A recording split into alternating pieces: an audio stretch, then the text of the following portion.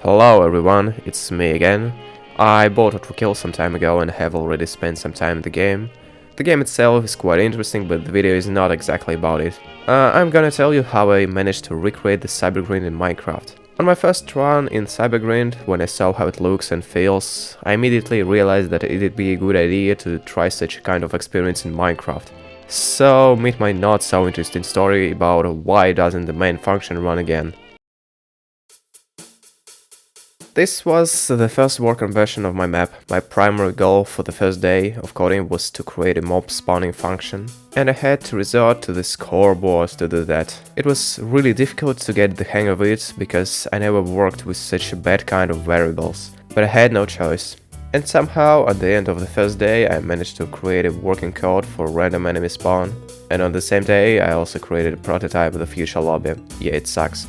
And as you'll see later, almost nothing has changed. Anyway, I was really satisfied with this result. My second goal was to make enemies random and dependent on the wave they spawned on.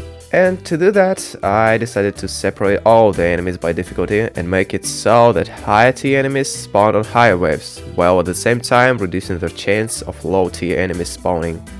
Sounds pretty complicated, but it's not. You can see the graph of the function. Yeah, I just used 6 hyperbolas. The space between them is the chance for the tiers to spawn. Less space means lower chance. And I didn't spend a lot of time to make the chances good, so some waves can feel a bit unfair. Of course, I met a lot of bugs, and I'm sure I'll find more after I post this video, but in most cases they were because of my absent-mindedness and haste. Like this one, when I tried to make a skip by snowballs, but the main function just decided to no, you typed 2 space instead of 1. I don't want to work with such a dumb person. Oh, and you know that if you put /kill at E at the start of the function, it just won't run. I was really tired fixing all these bugs, but the majority of them I didn't record. Maybe it seemed to you that I had such a process, but the answer is absolutely the opposite.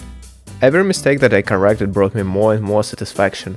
Brick by brick, my project became more like a real map made by a professional Minecraft programmer, despite all the trash in my datapack folder. And I highly recommend you to try Minecraft datapack making. It can be more interesting than you may think. And by the end of the third day, I finally made a half-working map, which didn't look like I wanted, but at least it worked. The next day I decided to test my map in multiplayer with my friend. When I first started making this map, I wanted to add support for multiplayer. I came up with this idea while playing Ultrakill. Just imagine, you're playing a Cybergrind with another player in Minecraft. Wow, I need that, said the voice in my head and made me create this map. Back to the test. Surprisingly, all worked pretty good, except the intermission function and spectator mode, they just broke. We played for a while and I left after that. But my friend doesn't. He played this map for almost 30 minutes after I left.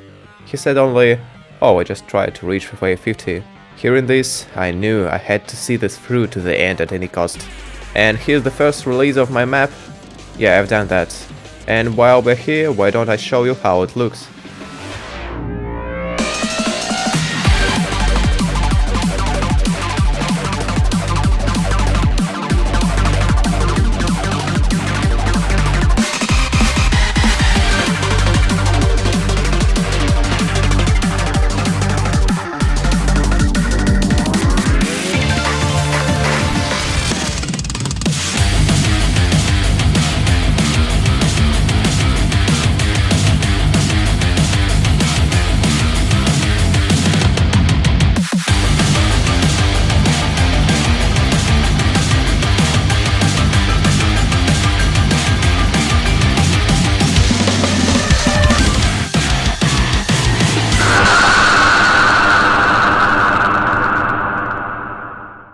The only thing missing is dynamic music, but I hope that you can turn it on by yourself, and I'll also put here the nicknames of all subscribers. I hope you enjoyed the video, you liked it, and if you wanna play the map, welcome to my Discord. Блять, опять по-уебански звучит, сука. Опять записываешь, что ли?